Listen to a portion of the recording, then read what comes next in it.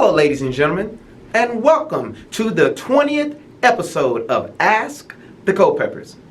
On today's show, I'm dealing with a wife that is at wit's end because she found out that her husband has a gambling problem. So we're going to deal with that today because she's also ashamed to tell anybody. So we got two things to deal with in one show. Stay tuned. Here we go. Ladies and gentlemen, welcome to another exciting episode of Ask the Culpeppers. This show is sponsored by At The Baby Spot CA Digital Global Parenting Magazine, the only global parenting magazine offering a variety of product reviews and written material empowering parents all over the world. Ladies and gentlemen, enjoy the show. Welcome back, ladies and gentlemen, to this 20th episode of Ask the Culpeppers. I'm super excited because on next week, my wonderful, beautiful, brilliant wife will be returning to the show, and we can't wait for her to add her wisdom and insight that's blessing people all over the world. So let me jump right into the question from an anonymous reader, and it reads this way. I am remaining quiet about my identity, but I know people are going through this too. My husband controls the finances, and I went to get groceries on last week. I felt like my whole life came crashing down. My cards were rejected at the store. I had to take my two littles out of the store, and I went to our bank and checked our joint accounts. I'll spare you the details, but I found out through a series of receipts that my husband seems to have an online gambling addiction. I don't know how to even approach him. What do I do to protect my finances and my kids through this? I am too ashamed to go to family and friends. When I was taking a look at this particular question, I've never been a gambler. I mean, I play a little blackjack here and there, or play some cards or something, but the type of gambling she's talking about is involving hundreds and thousands of dollars and impacting not only her husband but the entire family. So of course, if it's impacting the husband, it's impacting the whole family. And so when I looked at this as being a twofold issue that we need to deal with. One is the gambling addiction that the husband has, and two, the shame that the wife feels that's causing her to keep it hidden and not to expose or to tell anyone in order that she may get help. And so when I was taking a look at that, shame is one of the most destructive of human emotions. It's one of those things where it makes you feel lesser than a person or makes you feel inadequate if you share with someone what you're dealing with. But then that's how shame gets power. That's how shame continues to live and grow when we keep it inside hidden like a knot and we don't tell anybody about it. So there's two things I want to say about shame, ma'am, that I believe can help you get past the shame barrier, which will also allow you to give you the courage to say something to your husband or to seek help. One of the things I want to look at is that you can bring shame into the light. The less we talk about shame, the more power it has over our lives. If we cultivate enough awareness about shame to name it and to speak it, we've basically cut it off at the knees. And the second thing I wanted to mention was making connections. And this is what I meant by when I mentioned earlier about talking to family, or a licensed counselor, a professional, a member of your local church or your community. But making connections.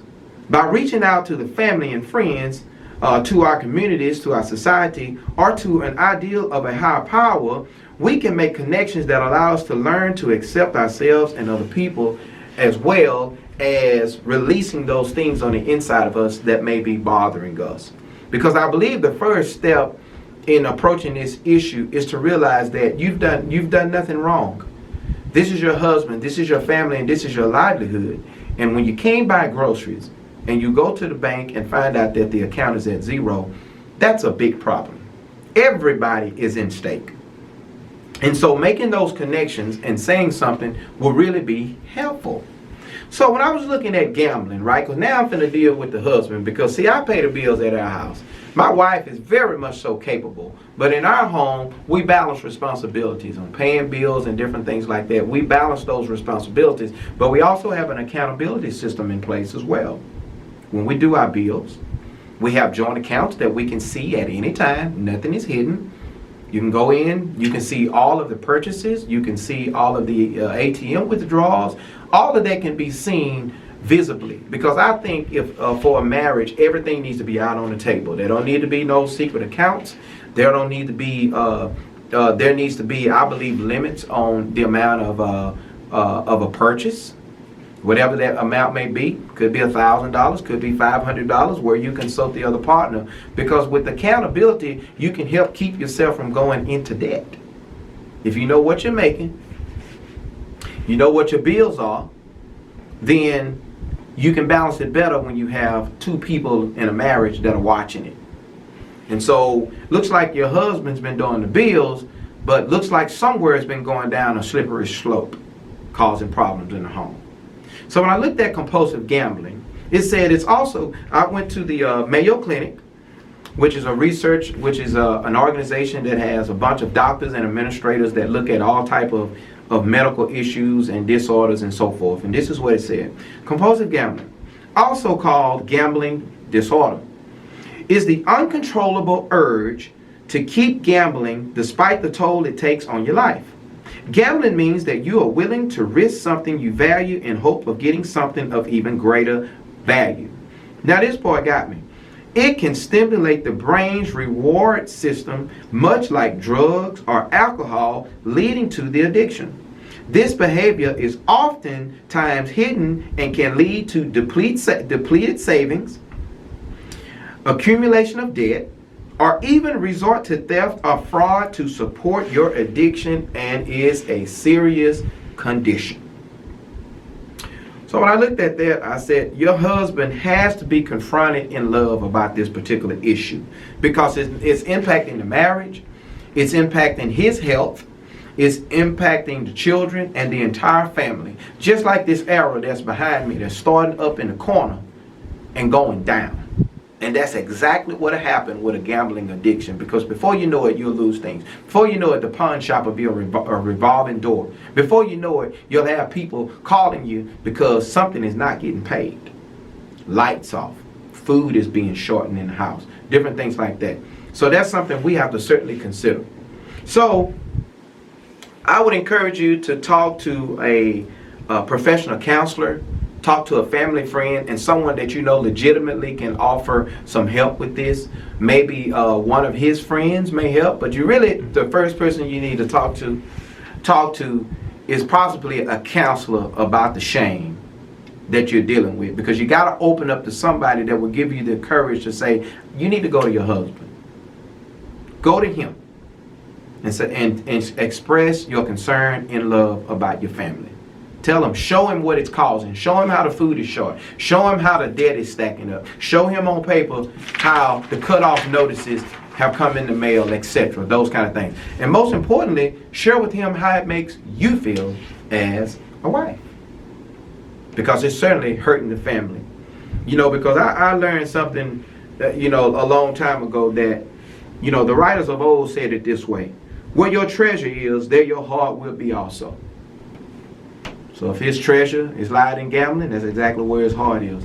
But his heart should be at home with his wife and with his family, and making an effort to get out of debt and to resolve issues. Because you're right, you said it earlier, people are going through all sorts of things. People are going through drug use, through prescription drugs and all kind of stuff, gambling. It's all kind of stuff that people can deal with. But that's not the major problem. But the major problem is to continue to deal with it, continue to let it go on, and not get help for it. Because everybody dealing with something. But how soon will you get help and overcome the issue? So, you guys, hope this commentary helps somebody. Hope it encourages you, ma'am, to seek counseling and to seek help. You guys, check it out. Leave me a comment. Share the video. and look forward to our next commentary. Thank you very much. Well, folks, we hope you enjoyed this informative and exciting episode. Be sure to follow the Baby Spot and Ask the Culpeppers on your favorite social media platforms and enjoy previous shows. This is Greg with Right Sound VoiceWorks, and so long from the Black Hills of South Dakota. See you next time, folks.